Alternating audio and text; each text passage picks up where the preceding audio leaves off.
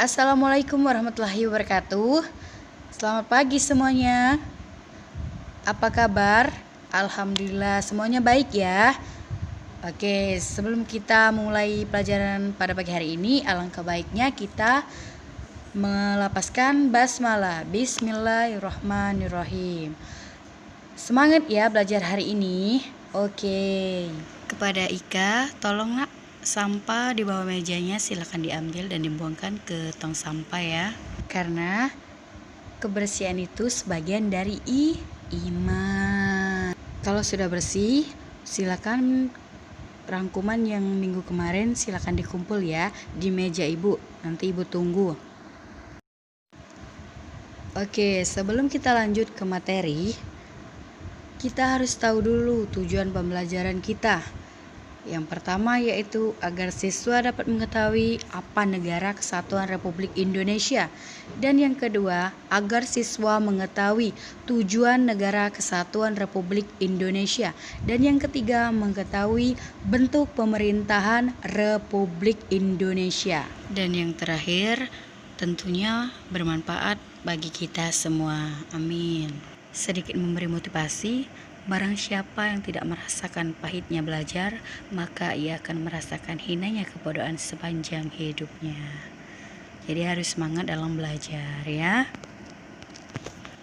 Langsung saja ke materi kita pada pagi hari ini, bab 3 mengenai menjaga keutuhan negara dalam naungan Negara Kesatuan Republik Indonesia. Ada dua yang kita bahas pada pagi hari ini. Yang pertama Negara Kesatuan Republik Indonesia dan yang kedua bentuk pemerintahan Republik Indonesia. Langsung saja, materi yang pertama yaitu Negara Kesatuan Republik Indonesia. Ada 3 bagian. Yang pertama bentuk negara, yang kedua negara kesatuan, dan yang ketiga tujuan negara kesatuan. Yang pertama yaitu 1. Bentuk negara. Istilah bentuk negara berasal dari bahasa Belanda, yaitu Stadsvormen. Menurut R. Kranenburg dalam bukunya Algemene Stadler, istilah bentuk negara diartikan sebagai monarkien atau monarki dan republik atau republik. Dan yang kedua yaitu negara kesatuan. Negara kesatuan adalah suatu negara yang merdeka dan berdaulat, yang berkuasa hanya satu pemerintah pusat yang mengatur seluruh daerah sebagai bagian dari negara. Ada juga beberapa pengertian dari negara kesatuan menurut para ahli, yaitu Moh Kusnadi dan Harmaili Ibrahim. Negara kesatuan adalah negara yang susunan negaranya hanya terdiri atas satu negara saja dan tidak dikenal adanya negara di dalam negara. Negara kesatuan sering juga disebut sebagai negara unitaris atau unity unitaris, merupakan negara tunggal atau satu negara yang monosentris, berpusat satu, terdiri hanya satu negara, satu pemerintahan, satu kepala negara, dan satu badan legislatif yang berlaku bagi seluruh negara. Yang ketiga yaitu tujuan negara kesatuan. Oke, siapa yang tahu tujuan negara kesatuan apa saja? Ya, kepada Eka Fitriani silakan nak. Oke, benar sekali. Ibu ulangi ya. Jadi tujuan negara kesatuan itu menurut Charles Mariam mengemukakan 5 tujuan yang ingin dicapai oleh negara kesatuan. Yang pertama yaitu keamanan ekstern, dan yang kedua ketertiban intern, dan yang ketiga keadilan, yang keempat kesejahteraan, dan yang kelima kebebasan. Dari kelima tujuan tersebut dapat direduksi menjadi kesejahteraan dan kemakmuran bersama. Benar sekali. Jadi materi yang pertama tadi, Negara Kesatuan Republik Indonesia itu terbagi menjadi 3. Yang pertama yaitu bentuk negara, dan yang kedua negara kesatuan, dan yang ketiga tujuan negara kesatuan. Sampai sini paham? Ada yang ingin ditanyakan? Oke, kalau tidak ada ibu lanjut ya dengan materi yang kedua. Ibu lanjut bagian yang kedua atau B, bentuk pemerintahan republik. Ada dua yang akan kita bahas, yaitu satu pengertian bentuk pemerintahan dan yang kedua bentuk pemerintahan republik. Yang pertama yang akan kita bahas yaitu pengertian bentuk pemerintahan.